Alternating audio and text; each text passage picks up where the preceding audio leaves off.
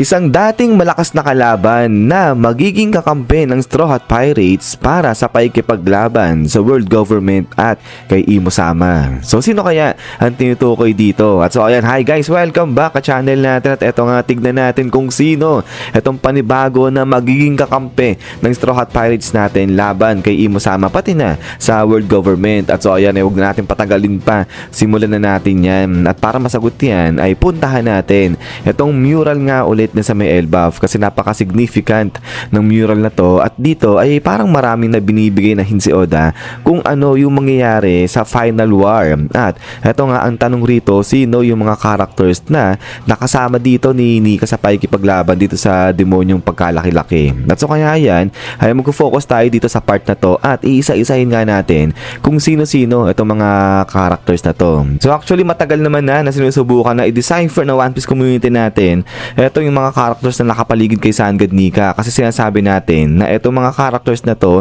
yan din yung magiging kasama ni Luffy sa pakikipaglaban sa final boss. So kaya yun, ay unahin muna natin dito yan sa dambuhalang whale na to dahil sinasabi nga, pinapatukuyan yan ay etong si Laboon, habang ito naman sa kabilang banda yung Halimaw na may hawak na espada, ito naman yan sa mga Mings tribe na. So nakasulong form sila dyan. At ito ngayon, hindi ko na lang sinama pero banggitin ko na rin yung robot sinasabi dyan na parang si Emmet yan Pero yun nga, ay moving on, ay eto naman, yung mga nakasakay dito sa mga barko na parang akala mo mga samurai, ang pinapatukuyan naman yan ay yung mga samurai dun mismo sa bansa ng Wano na pinapangunahan naman yan ni Momonosuke. At next naman dyan, ay eto yung mermaid na parang malaki nga rin na pinapatukuyan yan, ay eto naman si Shirahoshi. At eto naman sa kabilang banda, yung maliit na nilalang dyan na hindi pansinin, ay sinasabi mga Tontata tribe naman yan. At eto nga kung mapapansin nyo, itong isda rito na sinama rin ni Oda, yung iba sinasabi dyan na baka mga Seekings yan. So hindi ko na lang nilagay rito pero yun nga yung hula dyan kasi diba si Shirahoshi, alam natin na nakakapag-utos yan ng mga Seekings. So kaya yun, baka utusan din ni Shirahoshi itong mga Seekings para tulungan sila sa pakikipaglaban dito sa final boss. Tapos ito yung mga damulag dito, itong mga malaki, alam natin na ang nirepresenta naman yan sila Harudin, yung mga normal na higante, at ito yung may sungay na higante rito, yung pagkalaki-laki, yan naman yung Ancient Giant, at ang nagre-representa naman dyan si Prince Loki. So ngayon, ang pinakamalaking tanong rito ay sino kaya itong nilalang na to na akala mo angel siya pero itim kasi yung kanyang pakpak. So dito ang possible na pinapatukuyan niyan ay baka etong si King. So bakit si King? So balikan natin etong si King at alam naman natin yung istorya niya na kung saan yung world government ay hinanting ang mga Lunarian at inubos ang lahi ng mga to. So far, etong si King na lang yung alam natin na natitirang buhay sa kanila. So dahil dyan ay talaga namang labis-labis yung galit, yung puot ni King sa world government at nais niya nga na maghigante laban sa mga to. Pero maliban pa dyan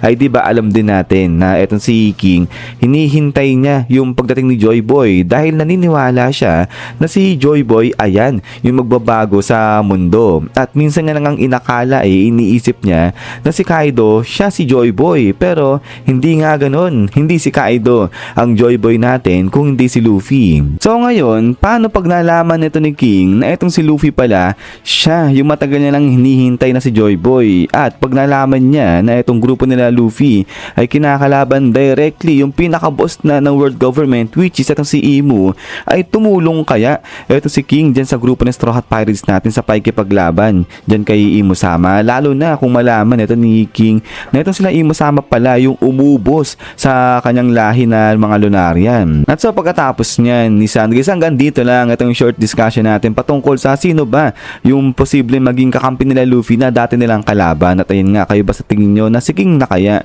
yung pinapatukoyan dito sa mural na parang angel na to na itim yung pakpak, at saka isa pa, itong itim na angel rito, itong angel rito na itim yung pakpak, may apoy kasi siya at ayun nga, parang iyan pa yung isa sa parang matinding basihan din na parang Lunarian yung pinapatukuyan dyan nakasama ni Sangad Nika. But anyways, yun nga guys, ulit maraming salamat sa panonood dito sa video natin. So siguro pa-comment lang sa baba kung ano yung masabi niyo patungkol dyan. At ayan ulit, maraming salamat sa walang sawang pagsuporta sa channel natin. So lagi mag-ingat, God bless niyo lahat at kita-kits tayo ulit.